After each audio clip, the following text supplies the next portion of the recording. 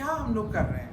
ہم بے سوچے سمجھے بغیر ایسے درخت لگا دیتے ہیں کہ جو سفیدے کے درخت لگائے گئے تھے، ایک بہت ہی عقل مند حکمران نے لگائے تھے، جس سے جو 11 گیلن روز کا پانی پیتا تھا زمین کا.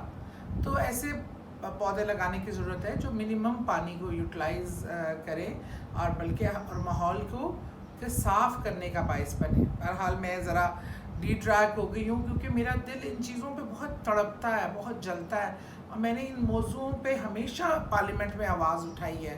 لیکن افسوس کوئی بھی حکومت ان معاملات کو سیریسلی نہیں لیتی.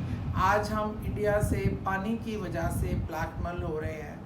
آج ہم نے کوئی ایسی حکمت عملی نہیں بنائی، کوئی اس طرح کے خارجی تعلقات پیدا نہیں کیے کہ آج یہ جو جنگ کا الارم بج رہا ہے اس میں کوئی آواز بین الاقوامی طور پہ ایک مضبوط آواز اٹھ سکے.